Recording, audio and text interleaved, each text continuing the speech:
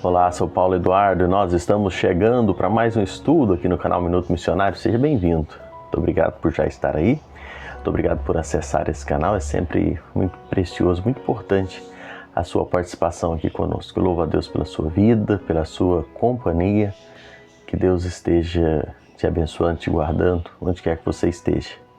Muito obrigado por já acessar o canal Minuto Missionário aqui no YouTube, todos os dias, 6 horas da manhã. E também, no decorrer do dia, algumas outras plataformas e também emissoras de rádio que retransmitem a nossa programação. Meu muito obrigado, que Deus abençoe a cada um de vocês. Louvo a Deus por todos que têm nos acompanhado aqui. Eu quero agora convidar você a me acompanhar em mais um estudo. Vamos juntos. Nós estamos tratando aqui, estamos ainda no primeiro versículo de 1 Coríntios, capítulo 5, falando do exercício da disciplina na igreja. Paulo vem dizendo que onde não há disciplina não há amor verdadeiro. Sabemos que o mundo hoje está como está, porque a disciplina tem sido negligenciada. No seio da família, muitas vezes, por algumas correntes psicológicas da psicologia que diz que não pode haver disciplina, e esse preceito tem entrado dentro das igrejas, que é onde muitos têm tolerado o pecado, aquilo que contraria a santidade e a pureza de Deus, por outras questões, e vão deixando e trazendo escândalos e desonra ao nome do Senhor. Mas Paulo está exortando a igreja de Corinto que sofria muito. Ela estava num ambiente que parece muito com a igreja contemporânea, um ambiente de pecado, um ambiente de imoralidade. Falamos tudo o que cercava a igreja de Corinto, né? Falamos no último estudo sobre aquela cidade que possuía o templo da deusa Afrodite, não é? Do amor e do sexo, aquela deusa que tinha ali várias prostitutas que prestavam serviço, não é? No templo, e a cidade era tomada de prostituição. Falamos que lá também existia a figura do Apolo, não é? Que exaltava a beleza do corpo masculino, que a homossexualidade também permeava a cidade de Corinto. E Paulo traz a igreja de Corinto como uma luz naquela cidade. E algumas exortações Paulo faz para aqueles irmãos. E no primeiro versículo do capítulo 5, Paulo logo apresenta algo terrível que estava acontecendo ali. Aquela igreja estava sofrendo com incesto. Olha o que diz: geralmente se ouve, verso 1, geralmente se ouve que há entre vós imoralidade tal como nem mesmo entre os gentios, isto é, haver quem se atreva a possuir a mulher de seu próprio pai. Aquela igreja de Corinto, ela vivia uma degradação muito grande, muito forte.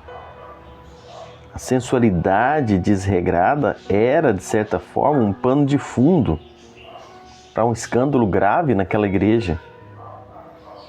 Paulo chama a atenção deles. Paulo escreve lá no capítulo 5, versículos 9 e 10, Paulo diz assim: já em carta vos escrevi que não vos associeis com esses impuros. Refiro-me como a isso, não propriamente aos impuros deste mundo ou aos avarentos, roubadores, idólatras, pois nesse caso teria de sair do mundo. Paulo traz aqui 3 níveis de degradação. Paulo fala do pecado contra si mesmo, que é o pecado da impureza. Paulo fala do pecado contra o próximo, que é da avareza e do roubo. E o pecado contra Deus, que é o pecado da idolatria. A igreja de Corinto era marcada pelo adultério, pela chantagem sexual, pela sensualidade desregrada.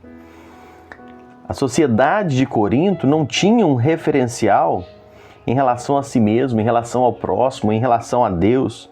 Era uma sociedade sem rumo, sem absolutos.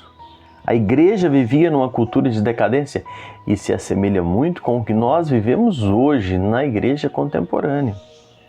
Deus chamou a igreja do mundo para influenciar o mundo, para ser luz do mundo. E é isso que Paulo quer trazer à igreja de Corinto, e é isso que nós precisamos pensar em nossas vidas como igreja hoje. O grande problema é quando a igreja é seduzida e influenciada pelo mundo ao ponto de perder a sua influência, seus valores, sua relevância na sociedade. E isso é o que estava acontecendo na igreja em Corinto. Paulo denuncia esse pecado de incesto. O incesto é condenado pela lei de Deus.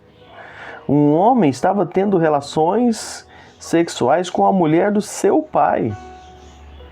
Isso é o que Paulo diz aqui. E a igreja, em vez de disciplinar esse faltoso, ela se orgulhava dessa loucura. Nós não podemos saber à luz desse texto se a mulher do pai ainda era viva, não é? Nós não podemos saber à luz desse texto se a mulher estava ainda casada com o seu pai, se ele ainda era vivo. A Bíblia não traz esse detalhe, mas de qualquer maneira havia um preceito da lei de Moisés de que esse homem não podia deitar-se com a mulher do seu pai, fosse ela sua madrasta ou mãe, não podia. Está lá em Levítico capítulo 18, verso 5. Tanto a lei rabínica quanto a lei romana também proibiam esse tipo de casamento. E é o que estava acontecendo ali, algo abominável aos olhos de Deus, algo terrível. E o tempo presente do verbo possuir, que nós lemos aqui, enfatiza uma possessão contínua. Eles estavam vivendo como marido e mulher sem estarem casados, eles viviam essa vida. O incesto violava os próprios princípios do mundo. Paulo diz aí, nós lemos, nem entre os gentios está acontecendo isso. Paulo usa a palavra imoralidade, a palavra grega porneia, para falar sobre isso. Não é apenas o adultério, mas o incesto.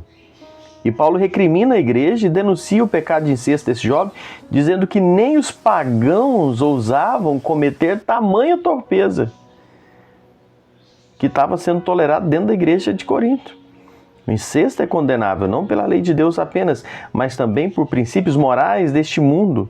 Nem mesmo a sociedade frouxa de Corinto, que eu já relatei aqui no último estudo de forma mais detalhada, nem mesmo essa sociedade aprovava o pecado do incesto.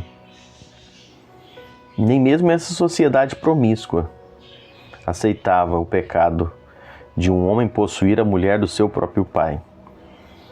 Paulo denuncia o homem por essa situação.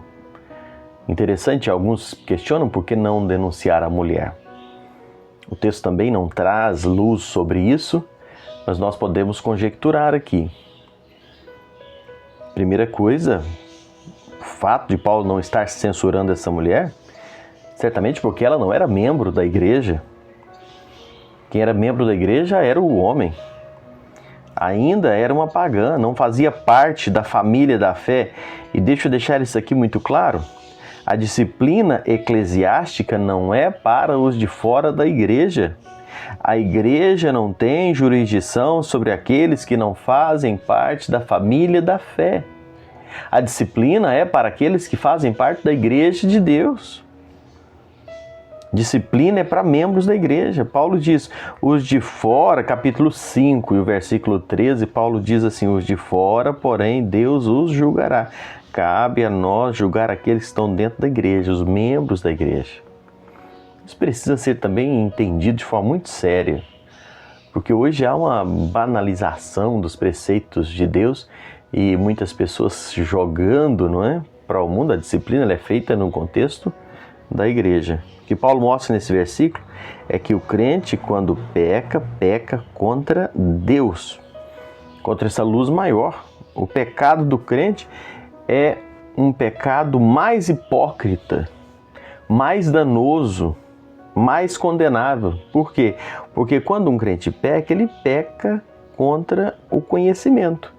Ele sabe que é pecado, ele sabe que é errado, ele sabe o que é reprovado por Deus, que é danoso para a saúde espiritual da igreja. Então, quando um crente se entrega ao pecado, o julgamento sobre ele será mais severo ainda, porque ele sabe o que está fazendo. E é por isso que a disciplina se faz necessária, e é isso que Paulo traz para a igreja em Corinto. essa atitude que a igreja precisava tomar em relação a esse pecado.